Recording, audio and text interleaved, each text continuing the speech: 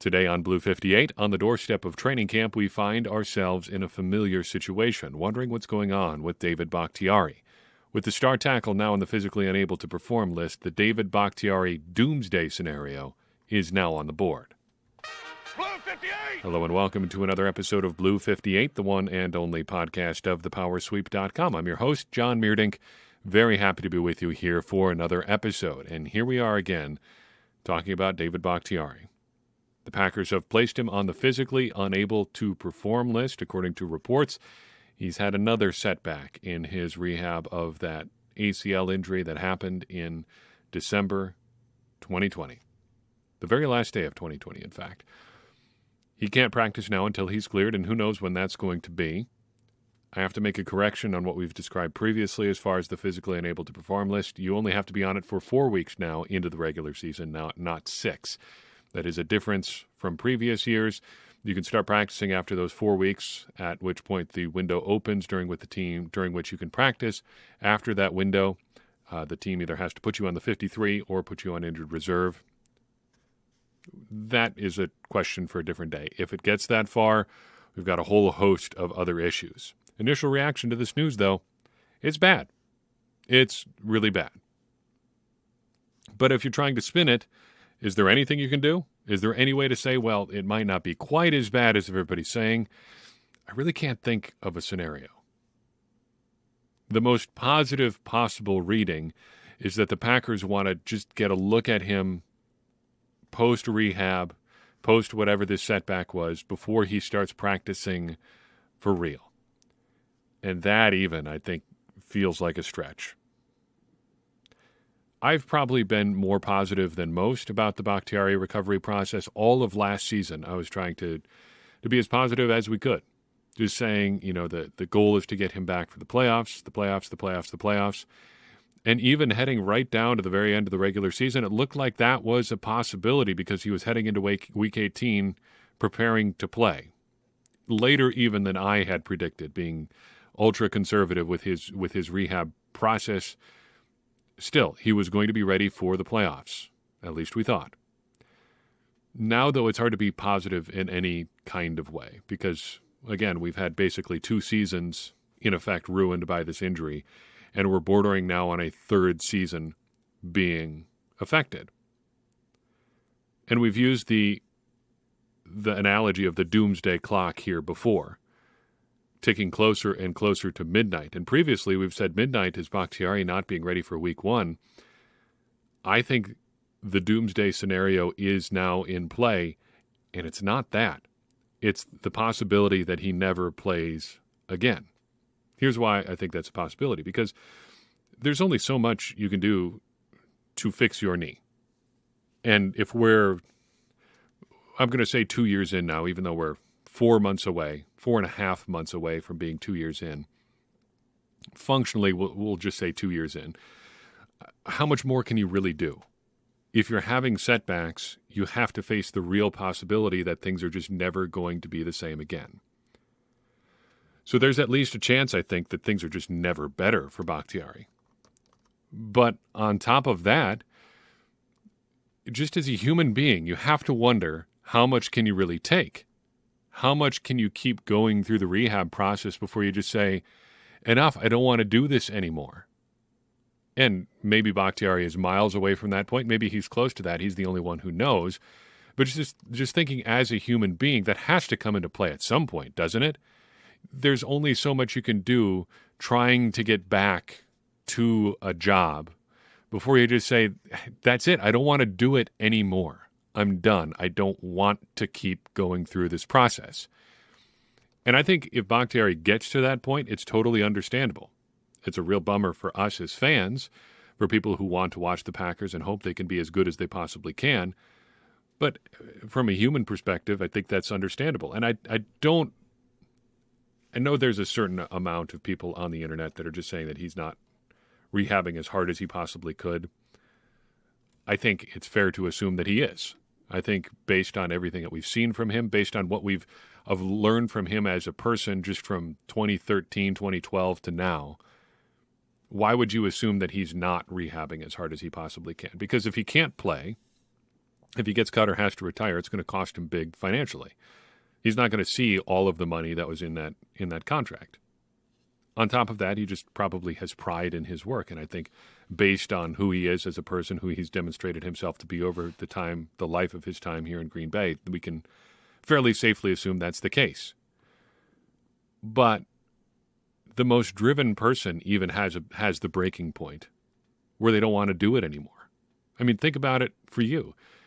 If the alternative to, continually rehabbing an injury was just walking away, not having necessarily negative things happen to you. I mean, we're not in a scenario where he has to keep rehabbing or he's not going to be able to walk again. He's just not going to be able to play professional football again. Where's the point for you? 21 months in, 20 months in. Do you keep going through that process? I mean, if you're in your 30s as an athlete like Bakhtiari is, does it ever enter your thinking, am I ever going to be as good as I was even if I do come back? I mean, pride, human emotions are going to play a factor here. So what are the Packers' options moving forward?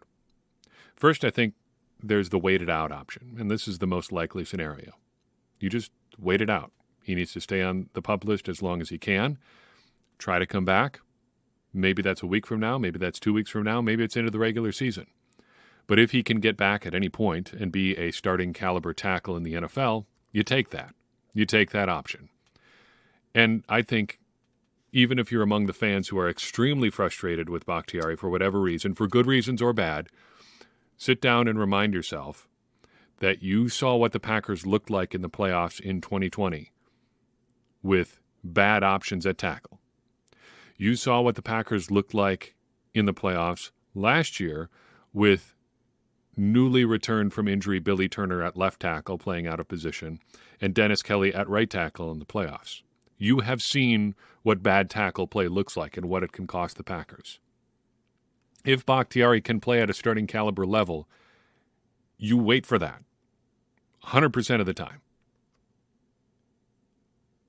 If you have even a shot at a better option than what the Packers had in the playoffs last year, you take it. Because tackle play has ruined 2 playoff trips. Not by itself, but it's been a factor. So if he's got any sort of shot to get back this season at a starting caliber level, you take it. So the Packers are probably going to wait it out. In theory, option 2 is releasing him or trading him. And I just mentioned this because it is theoretically a possibility, but given the cap restrictions, it's not really even an option. It would just cause too much damage. The other option is that he retires. And I don't think it's 100% off the table. Like we've said, how much do you put up with if you're him? From the cap perspective, it appears to be roughly the same as a post-June 1 cut. Some dead cap this year, some dead cap next year. If he retires, he also exposes himself to the Packers trying to recover money from his signing bonuses and things like that. Maybe they do, maybe they don't. I don't know. That's at least an option. Retirement, I think, is at least on the table. The scenario where Bakhtiari doesn't play again for the Packers is on the table in a couple of different options there. But for now, I think the Packers have no choice but to wait. And while they wait, what are the Packers' options? Blue 58 listener Dave Braun writes this question, and we'll use this to frame our discussion. The Packers have to seriously consider that Bakhtiari's ACL tear and other damage was severe enough to be a career ender, just basing it on the significantly slower than expected recovery time and continued swelling and other issues. If so, who ends up on the tackle spots for Green Bay? Don't say Elgton Jenkins, as he's likely not back before late in the season. And Dave is correct there. Obviously, Elgton Jenkins would normally be the Packers' first option, except for Elgton Jenkins also recovering from a torn ACL. So, to recap previous discussions, my prediction was that David Bakhtiari would be ready for Week 1 and starting at left tackle, which would push Yosh Nijman over to the right side. It was based on statements from Matt LaFleur and David Bakhtiari. It seemed like things were heading in the right direction. Now, let's assume, based on what we've seen now this week, that for the sake of argument, Bakhtiari is on the PUP list to start the season. Yosh Nijman seems like the obvious choice at left tackle. I've said that before. I've been wrong about it before, but it seems like that's what the Packers would probably want to do. He is functionally the incumbent on the left side, given that Billy Turner is no longer around and Elton Jenkins is not around for right now. The right side is trickier because you can't really separate right tackle from right guard. I think there are 5 options over on that side. You've got Royce Newman, Sean Ryan, Zach Tom, Rasheed Walker, and Cole Van Lanen. Let's rule out Rasheed Walker right away. He's probably not it. He's probably going to need a little bit to acclimate, find his way in the NFL. Royce Newman was a college tackle, has among the longest limbs of the remaining options, got good length, longer arms for sure than Sean Ryan. And I think of the 4 remaining guys here, I'd probably give him first crack, though Cole Van Lanen also has something to say in this conversation too. Van Lanen, as well, is a college tackle, pretty close to identical to Newman physically. I put Van Lanen behind Newman there in terms of options, just because getting him to be the starting right tackle seems like a big jump compared to what was asked of him last year. But with a year, kicking around the training or the practice squad, the active roster, who knows? He worked with the starters in minicamp at right tackle for whatever that's worth. He also flip-flop at guard and tackle with Royce Newman. So we'll see. Other options. Sean Ryan, one of this year's draft picks, seems like a guard to me. He's got shorter arms than Newman by a little more than an inch. He's also significantly heavier. That would fit with the Packers' tendency of going a little bit bulkier on the interior of late. That's kind of where they've been trending. So I think Ryan probably starts at guard. Maybe they give him a look at tackle, but I think they're going to sort out tackle elsewhere. Zach Tom is kind of the wild card here because I would put him in that kind of on-deck position. We're waiting to see what he is, where the Packers are going to want him to be. To me, he looks like a pure inside prospect, though he played some tackle in college. I think you probably let him be your interior offensive line super sub. He's probably your next man up at left guard, center, and right guard. Just have him focus on that. Don't give him too much. Let him focus on the interior offensive line as he makes this transition to the NFL. Predicting right now, I would say, assuming Bakhtiari is out, my week 1 starting offensive line is Yosh Nijman at left tackle, John Runyan at left guard, Josh Myers at center, Sean Ryan at right guard, and Royce Newman at right tackle. How do we feel about that? I don't love it. You've got essentially your third string left tackle, your third option. If you're going preferred options, Nijman is no better than third, behind Bakhtiari and Jenkins. You've got options sort of 1 and definitely 1 at left guard and center. Runyan versus Jenkins at left guard, it kind of is a toss-up considering what else they might want to do with Jenkins if he was healthy. I think they'd probably have him at right tackle, but that's a different discussion. Sean Ryan at right guard, I don't feel terrible about it. He seems like he has the physical tools to do it. It's just throwing another rookie in at right guard. Well, we tried that last year. How'd that work out? Not super great for a lot of the season. And then Royce Newman at right tackle. I don't love that either, but I don't necessarily love Van Lanen more. So there's a lot to not really like here. And any way you spin it, this is putting the Packers in a bad spot. Let's talk about some more positive stuff, or at least some stuff that doesn't have an obvious downside. Packers have made a couple player moves here, signing 3 guys on the eve of training camp. As of this recording, we do not have the corresponding moves for these ones, but that's something we can work out another day. The Packers have signed 3 guys. Dallin Levitt, a safety, Osiris Mitchell, depending how you want to pronounce your Egyptian gods, at wide receiver, and Ty Clary, an offensive line prospect. Let's go in order there. Dallin Levitt, a 5'10", 195-pound safety out of Utah State, an undrafted free agent in 2018. He signed with the Raiders and has played there for the last 4 years, appearing in all of the games in 2021, and 16 games in 2021. I think he might have missed a game, actually. Still adjusting to that 17-game schedule. Doesn't really matter. He played a lot for the Raiders in 2021. And let's recall for a second who else we know from the Raiders from last year, or really the last few years. Think. Rich Bisaccia, of course. And what did Rich Bisaccia do in Oakland/Las Vegas? Well, of course, he coordinated special teams. And who led the Raiders in special team snaps in 2021? Well, it was Dallin Levitt. 348 special team snaps for Mr. Levitt.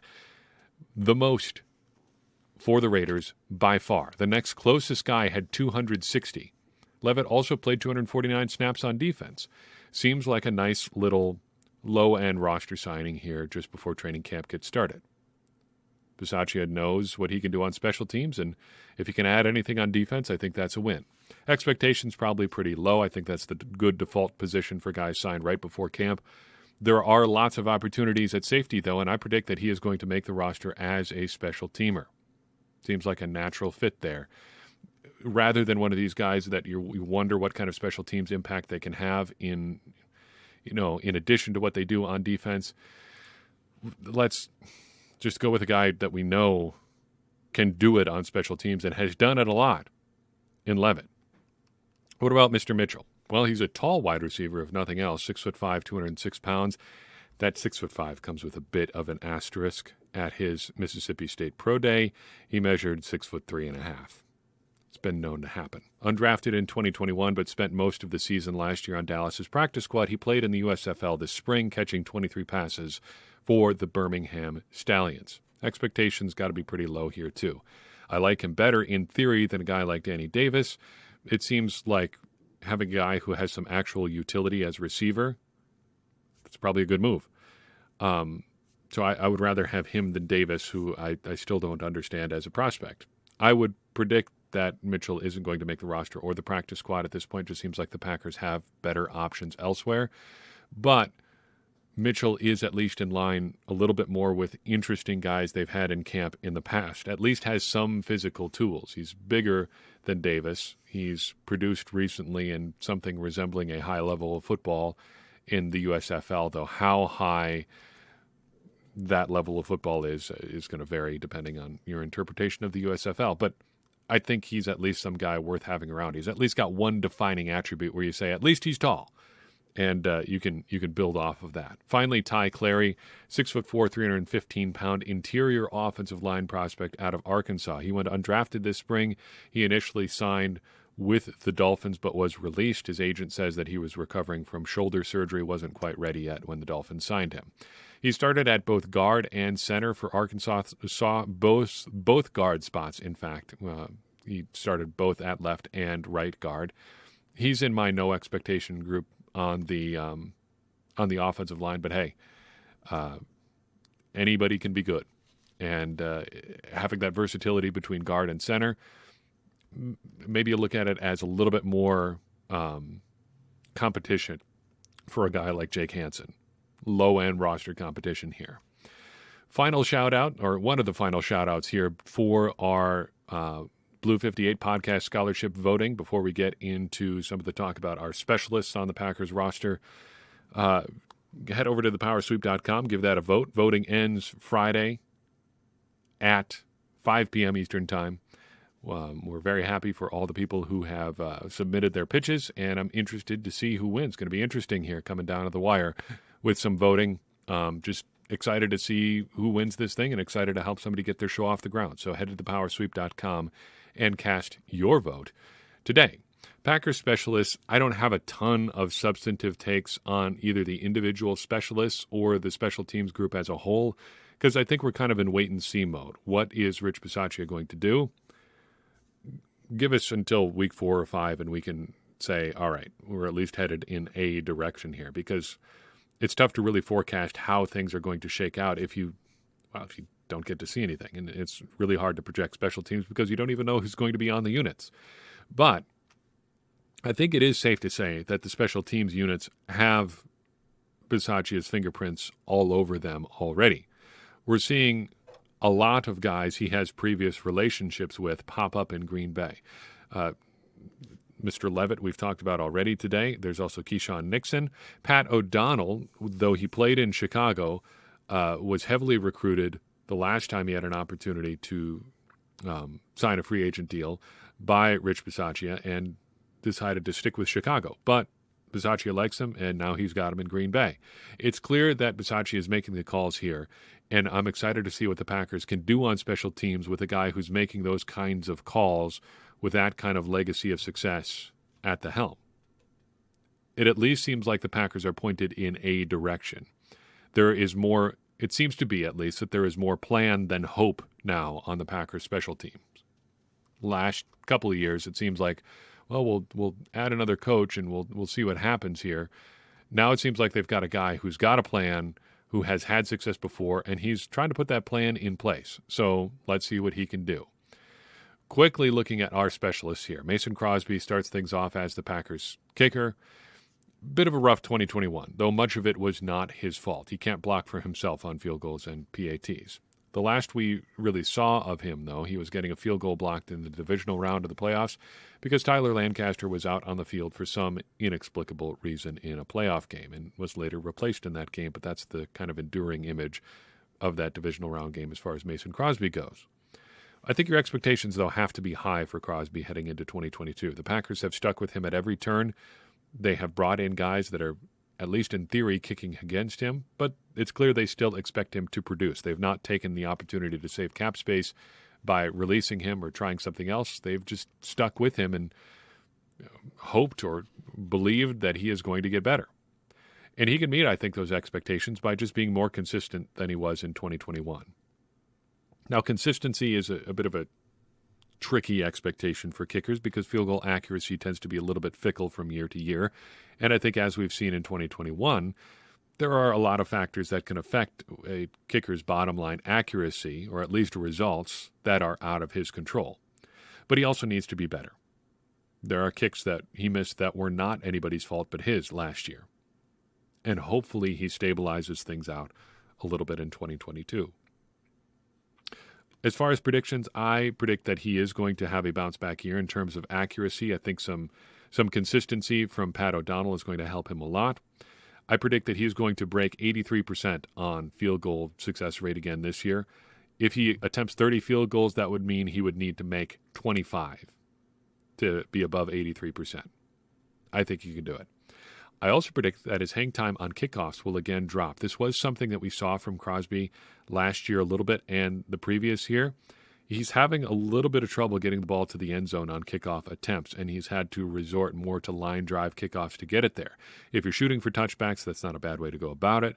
It's just something to monitor as his leg strength changes a little bit with age. According to Pro Football Focus, his hang time on kickoffs has gone down each of the last 2 years, and that is often a sign of declining leg strength, so a trend that bears watching again in 2022. Also on the roster is kicker Gabe Burkich. He was, at least according to some metrics, one of the best kicking prospects in last year's draft. He's bounced around the NFL a little bit. Barring something wild happening, or at least unexpected happening, he's not going to be on the 53-man roster. So I don't really have expectations for him, though. I would predict that he will end up on the practice squad, though, this year, because that's been the Packers' trend over the past couple of seasons. They have kept a kicker around either to take practice load off of Crosby or just to have a developmental prospect in the building. Burkich seems like a pretty good developmental prospect, if that's the route of interpretation you want to go. I don't really know. But he does seem to have some worthwhile skills to have around. So we'll see what happens. At punter, Pat O'Donnell arrives in Green Bay after 8 seasons with the Chicago Bears, and he was quite consistent there. He has a career punting average of 45.1 yards. 7 of his 8 seasons to date are within 1.5 yards of that mark, plus or minus. He also has some kickoff experience, though not a ton. Given what's going on with Mason Crosby, you may wonder if that is at least a possibility.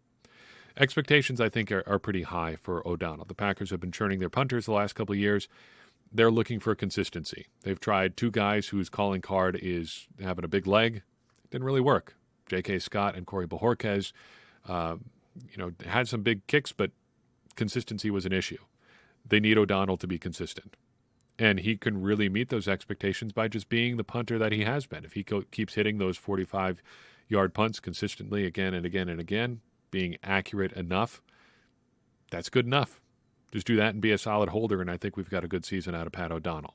And I would predict that O'Donnell is going to meet or exceed his career punting average in 2022.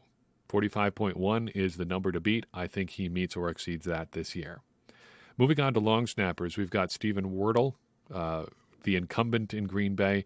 He was a midseason replacement last year for Hunter Bradley. I don't think there's any reason to say he was really better or worse than Bradley. Well, there's some significant downsides to Bradley, or to Wardle, but would Hunter Bradley have fared much better in those positions? You don't really know. Expectations, I think, are pretty low for Wordle. How can they be anything other than that for a long snapper? But he was, to be fair, one of the guys responsible for the loss in the playoffs. He got blown up on that blocked punt. Maybe that's not fair. Well, that's too bad. Football isn't fair. He can meet expectations this year by holding off Jack Coco. Be the guy. Be consistent. Just get it done. And the job is yours. I don't think he makes it, though. I think Coco pulls the upset and ends up as the Packers' long snapper this year. And maybe that's just me hoping for a guy with a cool name to make the roster, but, we'll see. And what about Mr. Coco, the new long snapper in town for the Green Bay Packers? Well, he's a good athlete, if nothing else. Is he going to be a good long snapper? Who knows? He played on the offensive line and at tight end in college, which is an interesting profile. Was not necessarily a full-time snapper, at least not all the time. And until he arrived in Green Bay, he had not snapped for a punt since high school. Colleges often split duties between a deep snapper for punts and a short snapper for field goals and PATs. He was the short snapper in college. Can he convert that to NFL success? I don't know. But I'm predicting that he at least gets another shot because he's probably a better athlete than Wordle, and he doesn't necessarily have to be all that much better to be a better snapper. Even if I liked Coco and Wordle a lot as prospects, I really couldn't go higher than low as far as expectations. The expectations for any long snapper are, I think, more than any other position on the roster, just do not screw this up for us. Don't be the problem. And far too often over the past couple of years in Green Bay, the long snapper has been a problem. So at least this year, for both Wordle and Coco, just do not screw this up for us. As far as the returners go, 2 predictions here. I don't want to go in-depth on the guys that I think have a shot, Amari Rodgers, Romeo Doubs, and Christian Watson. I think all are worth a look. I would predict that the Packers start the season with Amari Rodgers as the primary punt returner. Romeo Doubs, though, will return both a kickoff and a punt for the Packers in 2022. Those are my 2 returner-related predictions this year. Let's finish off by talking about the last chapter of the games that changed the game. Interesting that in terms of the history around the game, Jaworski does not go super deep on Bill Belichick. Some of the schematic stuff, the schematic developments, that you talk about with some of the other coaches mentioned in this book, Bill Walsh, Sid Gilman, Buddy Ryan, stuff like that, got lengthy explanations as far as where they fit in football history. Bill Belichick doesn't get that same treatment, and I wonder if that's kind of his legacy as a coach. I have a vivid memory of reflecting on his legacy as a coach. In July 2019, I was sitting in a room in a hospital waiting to be called back to meet my son for the first time. And as I was waiting nervously in that room, I needed something to do. So I started reading the book Collision Low Crossers, detailing the New York Jets season that ultimately, it fell short in the playoffs. But that's a good book to read if you were a Packers fan who was trying to cover Mike Pettin, because it talks about him and his time with the New York Jets. And they talked about how, in that book, how Bill Belichick was such a hard guy to solve as a coach because he didn't have any tendencies. He didn't have like this one scheme that he had innovated and really developed over his time as the Patriots head coach. The thing that the Jets talked about being difficult as far as playing against Belichick is he was always doing something different. And I think that might be Belichick's legacy as a coach, and that's a tough legacy to really have, other than the winning, of course. That's a heck of a legacy to have.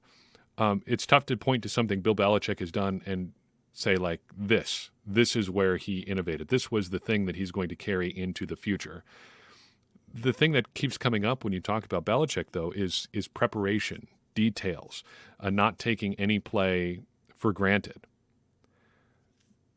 That is a small thing, but it's a crucially important thing.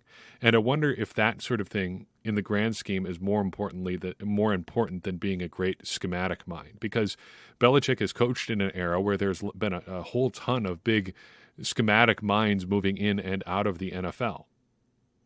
You talk about Sean McVay. Kyle Shanahan, everybody on the Shanahan tree, really. Different movers and shakers throughout the NFL who come and go. I mean, look at all the people that have been on the Belichick tree that have come and gone, that have been hot names and then just disappeared. Eric Mangini, Josh McDaniels, though getting another shot with the Raiders now. All of these people that have supposedly been geniuses that have these systems and ideas that they're going to take elsewhere throughout the NFL just kind of fall apart when they're away from Belichick because his preparation, his details, his small things are making the difference there. His ability to respond on a game-by-game basis to opponents really takes things to another level. And that's why this chapter, I think, was interesting to me, because if Bill Belichick's legacy isn't big schematic innovations, it leaves you with those details and trying to take things game by game instead of season by season. And maybe just trying to win one game at a time is the ultimate lesson that Belichick leaves for coaches at any level. I think about stuff like that a lot, winning just one game at a time, or I've thought about it a lot when it's come to these books, or this book in particular, and looking at books that take a look at big individual games and try to draw conclusions from them. A lot of Super Bowls, maybe I'm just thinking about, games the Packers have played in, but Super Bowl 32, for instance, you play that game again, you play it 50 times, and the Packers probably win most of them. If they get a chance to play the Broncos again the week after they lost to them in the Super Bowl, I think it's a rout. I think they destroy the Broncos. But you don't get to play a series in the NFL. You just get to play one game at a time. So it's not necessarily always the better team that wins. And I think in this Super Bowl that we're talking about in this chapter, it wasn't necessarily the better team that won. It was the team that was better that day. And that's all that really matters. And to circle back to the Belichick talk, maybe getting your team better that day is his ultimate legacy. A few smaller notes from this chapter. Mike Martz is clearly a very, very smart coach. And I know that you can be too smart for your own good. I've looked, courtesy of the great website footballxos.com. Take a look at that sometime if you haven't. I've looked at his playbook from his time with the Detroit Lions and some other stuff from other stops he's made around the NFL. Even by NFL standards, Mike Martz's playbook is immense. It is huge, detailed, planning, concepts. It's a treasure trove of information. He's clearly a great offensive mind. He has thought of things that you wouldn't think to think about. But I think there is such thing as being a useless genius. What good is being smarter than everybody if nobody else can understand you? Or what good is being a genius if the thing that you're a genius for designing doesn't work in the scenario you're in? That's where the Rams found themselves in the Super Bowl, and Bill Belichick was more than happy to take advantage of that because Martz refused to change. In the game itself, you had this nugget from Jaworski where Ricky Prohl goes to Mike Martz and says, hey, they're putting 7-8 defensive backs out on the field. Why don't we run the ball more often? And according to Jaworski and Prohl, Martz just says, I'm going to try to win the game my way. And I think it's fair to say that you need some kind of arrogance to get to the NFL. You have to believe that you're smart and capable and can do all these things. But long term, you also need humility to succeed. Because as smart as you can be, you're not going to be right all of the time. And a failure to adapt is a failure to assess your own ability to be right all the time. However, we have to give some credit to Mike Martz as an innovator because in the 90s, working with Norv Turner, he comes up with the revolutionary idea of running the plays we like all the time instead of just on third down. Talking to Turner, he says, we've got this great third down package. All these plays work. Why don't we just run those plays? Well, duh. Yeah, obviously, that's something you should do. But sometimes the obvious answers are so obvious that you don't even think to use them. And that's been a recurring theme in this book. Doing things a little bit unconventionally can sometimes have a big effect. I thought it was interesting that Bill Belichick says he wanted to draft consistent hitters, single and double hitters versus trying to draft Hall of Famers. I wonder if that's missing the trees for the forest a little bit. Because sometimes what you want is just a really neat tree.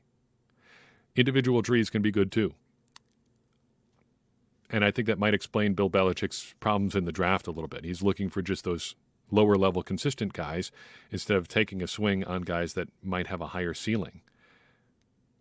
Because the floor tends to be a little bit higher on those high-ceiling guys too. Swing big, miss big, right? Plus, I wonder if this is even true. I think I'm more inclined to believe that the Patriots won that Super Bowl, this one that we're talking about in particular, Super Bowl 36, because they had difference makers at key positions. Tom Brady, Richard Seymour, Willie McGinnis, so on and so forth. They had those difference makers at key positions and then surrounded those guys with the guys that could do their job, those singles and doubles hitters. Then they built a great strategy on top of that. So they had contributors at key positions. Then they surrounded those guys with guys that are other good players, veteran contributors. Then they built their strategy on top of that. Well, you're going to win a lot of games doing that, I think. The perfect thing to end on from this book, and this chapter in particular, is Richard Seymour's touchdown-saving sack. So Torrey Holt gets loose because the Rams have the right call on. Bill Belichick makes the call for defense. The Rams have the perfect counter. Torrey Holt is running open through the secondary. And what happens? Well, Kurt Warner doesn't get the ball off because Richard Seymour busts through the line and sacks Warner. No touchdown. Game is probably saved for the Patriots. And Jaworski writes, quote, "What he did had nothing to do with any Belichick scheme, but had everything to do with a young athlete beating a more experienced blocker to make a terrific play," end quote. Schemes are great. Players are better.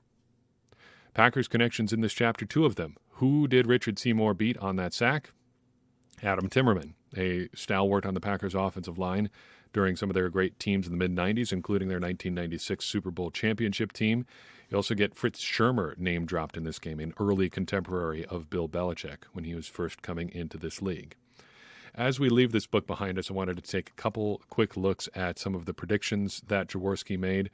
He predicted that spread offenses and spread quarterbacks by extension were going to become more popular in the NFL over the decades since this book was written. Generally, that is true, though I don't think we've seen quarterbacks quite changing the way that he predicted. We don't really have platoon systems for quarterbacks. We don't really have a ton of the super mobile spread offense sort of guys in the NFL. Generally, I think there's a broader pool of quarterback prospects than before, though, because we've opened things up more to smaller quarterbacks. Russell Wilson, Baker Mayfield, Kyler Murray. Those sorts of guys are getting drafted higher than they ever were before. Sometimes they wouldn't have been drafted at all or gotten the opportunity to play quarterback at all. I think the thinking has changed on who can play quarterback than more the approach to how quarterbacks are used. He said that teams that run out of pass formations will be the most explosive on offense. I think that's proven to be very true, though maybe not in the way that he fully anticipated. Run offenses that start out looking like runs have really proven to be successful in the NFL, and we've seen that with the Packers and a number of other Shanahan tree offenses. He said that we could soon be seeing 400-pound linemen. Not quite, but we're also not getting any smaller either. He predicted that we'd see a rise in creative pressure packages using big linebackers or small linemen, guys that are in that 230 to 240-pound range. I think that's true. Edge rushers have trended that direction. The Packers are just drafted Quay Walker, who's going to be that kind of blitzer for them. Is he just really functionally a giant safety or a small linebacker or maybe just a super, super small edge or defensive lineman? It's not really clear, but he's going to create some havoc for opposing offenses. One prediction that he really nailed was that nickel cornerback was going to become a premium position in the NFL. That is 100% true. And I think NFL defenses approach things, with nickel as a base now more than they ever have before. And that would have been revolutionary thinking during a lot of the games that Jaworski was writing about. Finally, he predicted that the NFL will go to an 18-game schedule. Almost got there with 17. But hidden within that prediction was a prediction on a corresponding increase in roster sizes. And that worked. Practice squads are bigger now than they ever were before. And I think that has helped the strength of the game as a whole. That's been a good development for the NFL. That's all for the games that changed the game. That is all for our off-season content because training camp starts as this podcast comes out. And that's all I've got for you on this episode of Blue 58. When we speak again, Training camp will be underway in Green Bay, and I'm excited to take you through another season. Just trying to do the best we can to have smart conversations about the Green Bay Packers. If you enjoyed this show and you enjoy Blue 58, I would appreciate it if you would share this episode. That's going to help more people find the show and help us continue to grow and continue to have good conversations around the Green Bay Packers, because that's going to help all of us, me included, become smarter Packers fans. And as I always say, smarter Packers fans are better Packers fans, and better Packers fans are what we all want to be. I'm your host, John Meerdink. We'll see you next time on Blue 58.